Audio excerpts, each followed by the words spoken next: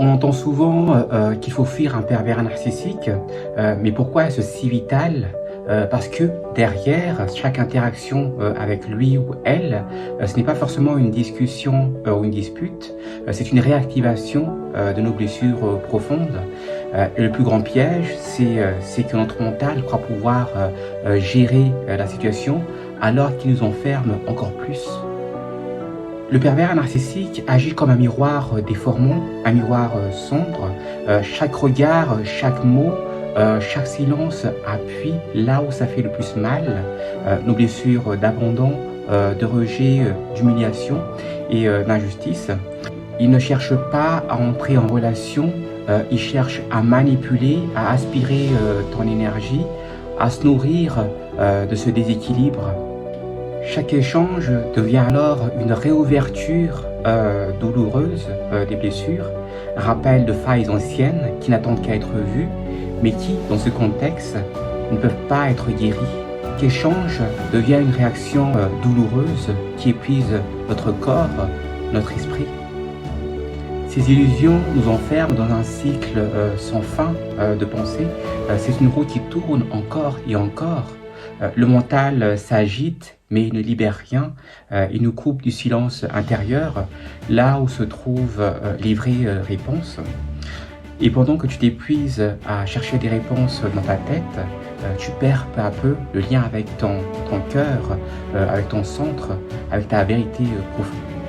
Et c'est là le vrai danger. Dans ce tumulte de confusion, tu es coupé de ta sagesse intérieure.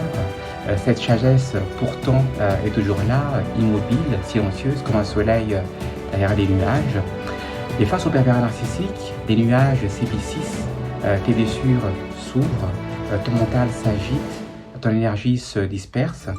Résultat, tu n'entends plus la voix de ton âme, tu oublies ce que tu portes déjà en toi, les clés de la guérison.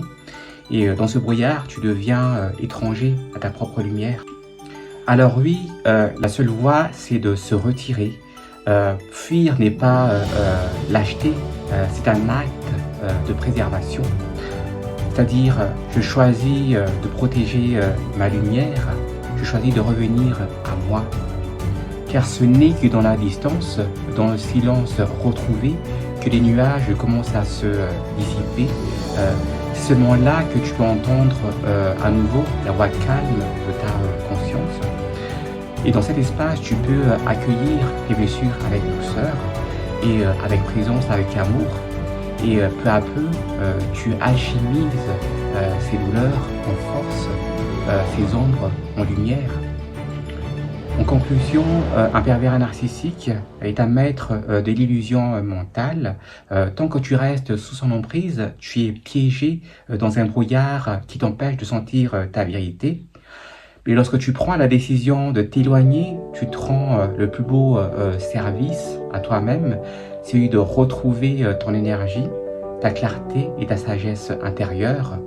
Car ta lumière n'a jamais disparu. Elle attend seulement que tu te retournes à nouveau à elle. Si ces paroles résonnent en toi, souviens-toi, protéger ton énergie n'est pas fuir le monde, c'est revenir à ta propre source, là où ta guérison et ton éveil peuvent enfin commencer.